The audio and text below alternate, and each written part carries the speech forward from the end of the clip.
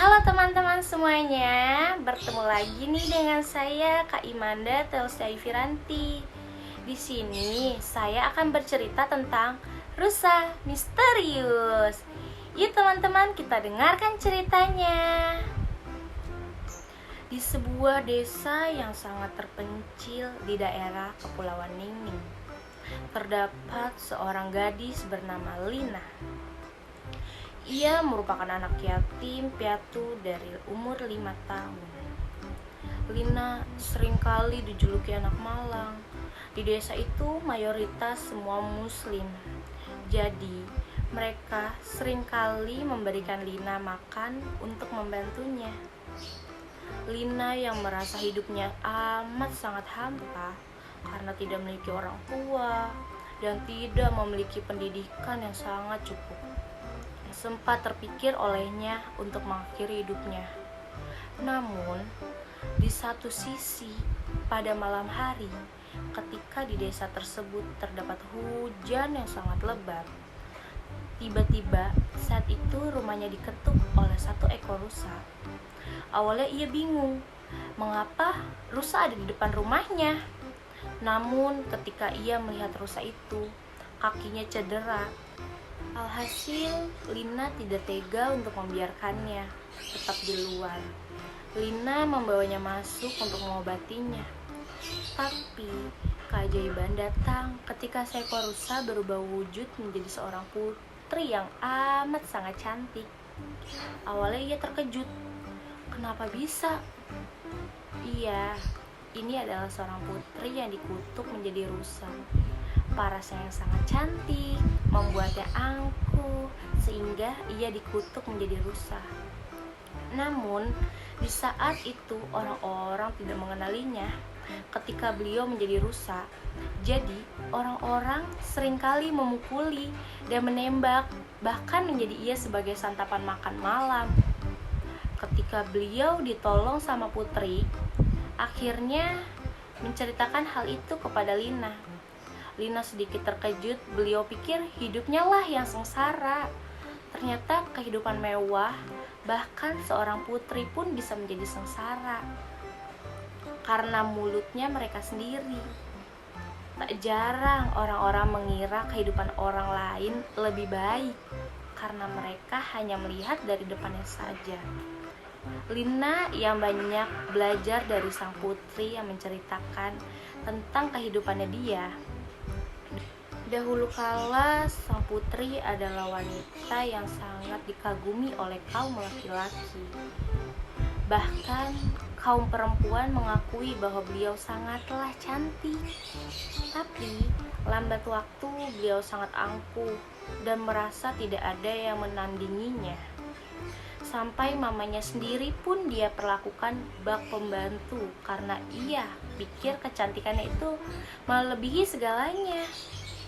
Sampai suatu ketika, datanglah seorang lelaki berparas tampan. Namun, beliau hanya ingin mengutuk sang putri. Sang putri ini namanya Yolanda.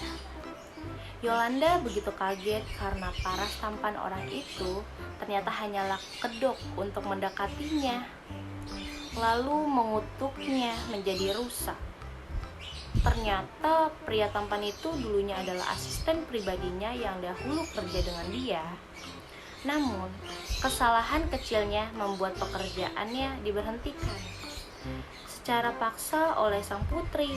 Ia bahkan diberikan lontaran bahasa-bahasa yang kasar oleh sang putri, sehingga ia sakit hati dan memiliki rasa dendam terhadap sang putri yang sangat semena-mena dengan dirinya.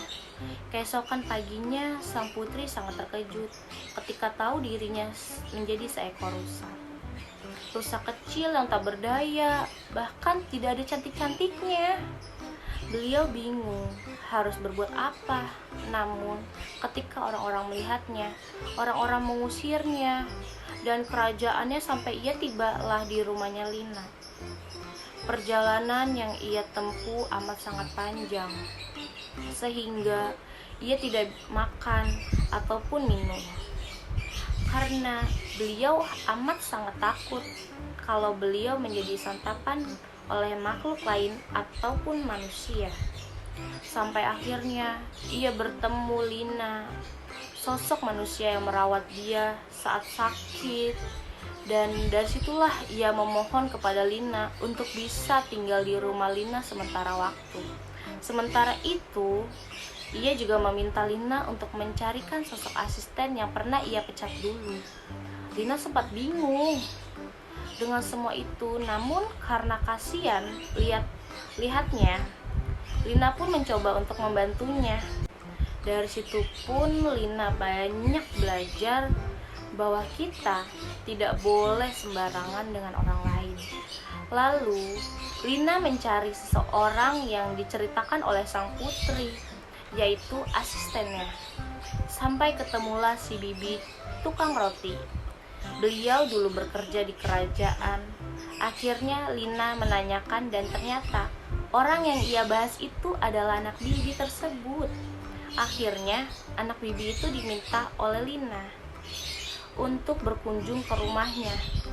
Sesampai di rumah Lina, anak Bibi tersebut sedikit kesal karena beliau tahu rusa yang ada di hadapannya itu adalah Tuan Putri yang dulu pernah menginjak-injak harga dirinya.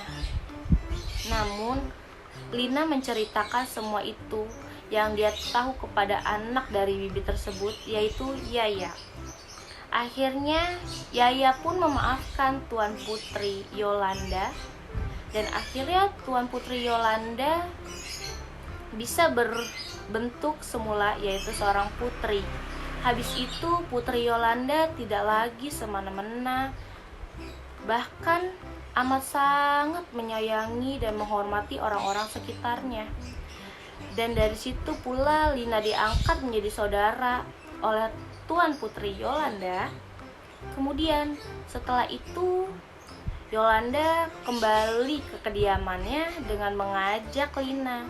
Lina senang sekali bisa ikut bersama Yolanda ke kediamannya di dalam kerajaan dan tinggal bersama Yolanda. Nah, dari cerita dongeng yang saya buat dan saya bacakan bisa disimpulkan bahwa amanat yang dapat kita ambil dari dongeng ini adalah kita harus bersyukur karena cerita ini banyak memberikan kita pandangan-pandangan yang banyak orang merasakan seperti ini, menjadi seperti orang-orang yang di matanya bagus. Padahal sebenarnya tiap orang memiliki rezeki dan jalan hidupnya masing-masing. Dan kita harus rendah hati karena dia ambil dari sikap salah satu tokoh, yaitu Lina, yang mencerminkan sikap yang sangat rendah hati. Nah, sekian cerita dongeng dari saya.